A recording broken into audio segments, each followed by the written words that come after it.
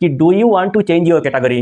तो हाँ, आप कैटेगरी रिजर्व में जा सकते हैं। हेलो फ्रेंड्स, मेरा नाम शाहिदुज्जमान, MBBS थर्ड ईयर स्टूडेंट। आज हम बात करेंगे नीट काउंसलिंग के टाइम आप कैटेगरी और कास्ट को चेंज कर सकते हैं कि नहीं, और नीट काउंसलिंग के टाइम में क्या क्या डॉक्यूमेंट्स चाहिए होता है। तो चलिए शुरू करते हैं। पहले देखते हैं कैटेगरी और कास्ट चेंज कर सकते हैं नहीं। मान लीजिए आपका नीट का जो फॉर्म फिलअप किए थे उस टाइम इनमें से कोई सा भी कैटेगरी आपके पास नहीं था, तो आप अनरिजर्व कैटेगरी सिलेक्ट किए थे। अभी आपके पास कैटेगरी सर्टिफिकेट आ गया, इनमें से कोई सा भी कैटेगरी सर्टिफिकेट आ गया, तो आप अनरिजर्व से कैटेगरी रिजर्व में जा सकते हैं कि नहीं। तो हाँ, आप कैटेगरी रिजर्व में जा सकते हैं। तो आपका जो नीट का जो रिजल्ट आ जाएगा उसके बाद ऑल इंडिया काउंसलिंग या फिर स्टेट काउंसलिंग जब शुरू होगा, उस time counselling registration form fill करना होगा। वहाँ पे एक ऑप्शन मिलेगा आपके पास कि do you want to change your category. तो उस ऑप्शन में अगर आप येस फिल करेंगे तो इनमें से बहुत सारा कैटेगरी आएगा। आपके पास जो सर्टिफिकेट है उस कैटेगरी वाला सर्टिफिकेट उस कैटेगरी में आप सिलेक्ट करेंगे।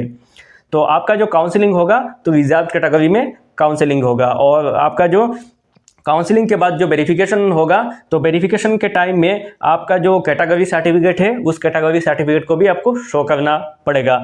लेकिन सबसे इम्पोर्टेंट बात यह है, आपके पास इनमें से कोई सा भी कैटेगरी वाला सर्टिफिकेट नहीं है और आपने काउंसलिंग रजिस्ट्रेशन के टाइम में कैटेगरी चेंज वाला ऑप्शन आप सिलेक्ट कर दिए हैं, तो क्या होगा, आपका जो काउंसलिंग होगा वो रिजर्व कैटेगरी में काउंसलिंग होगा। और वेरिफिकेशन के टाइम में आप कॉलेज में ये सब कैटेगरी का कोई सा भी सर्टिफिकेट आप शो नहीं कर पाएंगे। तब क्या होगा, आपका जो एडमिशन प्रोसेस है वो एडमिशन प्रोसेस कैंसिल हो सकता है। तो दूसरी बात है, मान लीजिए आपके पास जो इनमें से कोई सा भी कैटेगरी वाला सर्टिफिकेट नहीं है, लेकिन अभी आपने कैटेगरीज के लिए अप्लाई किया है। तो अप्लाई करने के बाद वहाँ पे एक इशू नंबर मिलता है, उस इशू नंबर आ गया आपके पास, और उसी टाइम में मान लीजिए काउंसलिंग जो AIQ या फिर स्टेट काउंसलिंग शुरू हो गया, तब आपके पास इशू नंबर से आप कैटेगरी वाला ऑप्शन चेंज कर सकते हैं, क्योंकि सर्टिफिकेट आने में 1.5 या 2 मंथ्स लगता है। तो आप देखते हैं डॉक्यूमेंट क्या क्या चाहिए होता है काउंसलिंग के लिए। तो पहले आपके पास एडमिट कार्ड होना चाहिए रीनीट UG 2026 का। उसके बाद आपके पास ओरिजिनल फ़ोटो ID होना चाहिए, जैसे कि पैन कार्ड, आधार कार्ड, वोटर ID और पासपोर्ट, इनमें से कोई सा भी एक होने से चलेगा। उसके बाद आपके पास क्या होना चाहिए, नीट का स्कोर कार्ड होना चाहिए, जो कि रिजल्ट के बाद आपको मिलेगा, नीट रिजल्ट के बाद। उसके बाद आपके पास और क्या होना चाहिए, HSLC का एडमिट कार्ड होना चाहिए, क्लास 10 का आपको मार्कशीट होना चाहिए, आपके पास क्लास 10 का पास सर्टिफिकेट होना चाहिए। CBSE वालों के लिए मार्कशीट और सर्टिफिकेट एक ही मिलता है, वो अलग अलग नहीं मिलता है, तो जो चिंता की बात नहीं है। उसके बाद आपको क्या होना चाहिए, आपके पास क्लास 12 का मार्कशीट होना चाहिए, क्लास 12 का पास सर्टिफिकेट होना चाहिए। फिर आपके पास क्या होना चाहिए, डिक्लेरेशन बाय पेरेंट गार्जियन, ये आपके पास रहना चाहिए।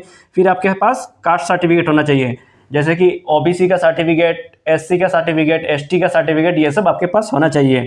और इसमें और एक सर्टिफिकेट आता है EWS सर्टिफिकेट, आपको 2026 का आपके पास होना चाहिए। फिर आता है PRC permanent residential certificate. Assam वाले बच्चों के लिए PRC ऑफ आसाम होना चाहिए। अगर आपके पास PRC नहीं है आसाम का, तो आपको काउंसलिंग में आपको अलाउ नहीं किया जाएगा, और आपका जो एडमिशन प्रोसेस है उसमें आपको एडमिशन नहीं मिलेगा, आपको कैंसिलेशन ऑफ एडमिशन होगा। उसके बाद आता है एनेक्जर चाहिए होता है। पहला एनेक्जर आपको 10 एनेक्जर चाहिए। पहला एनेक्जर में आप PRC फिल करेंगे, आपका जो परमानेंट रेसिडेंशियल सर्टिफिकेट उसका डॉक्यूमेंट फिल करेंगे। दूसरा एनेक्जर पास्ट स्कूल के लिए आता है, जहाँ से आप 7 से लेकर 12 तक पढ़े। मान लीजिए आपने एक ही स्कूल में 7 से लेकर 12 तक पढ़ा है, तो आपके पास एक ही एनेक्जर नंबर 2 एक ही रहेगा। तो मान लीजिए आपने 3 स्कूल में 7 से लेकर 12 तक पढ़ाई किया है, तो आपके पास एनेक्जर नंबर 3 होगा। तीनों एनेक्जर नंबर 2 का तीनों स्कूल से लाना होगा, एनेक्जर नंबर 2। फिर आपके पास आता है एनेक्जर नंबर 3, उसमें OBC MOBC का डिटेल रहेगा। फिर आपके पास आता है एनेक्जर नंबर 4, उसमें SC का डिटेल रहेगा। फिर आता है एनेक्जर नंबर 5 ST प्लेन और हिल के लिए रहेगा। फिर आता है एनेक्जर नंबर 6 TGL XTGL के लिए रहेगा। एनेक्जर नंबर 7 में 4 एरिया कोटा के लिए रहेगा। एनेक्जर 8 में एक्स सर्विसमैन और सर्विंग डिफेंस वालों के लिए रहेगा। एनेक्जर नंबर 9 एक्सट्रीमिस्ट वायलेंस वाला के लिए रहेगा।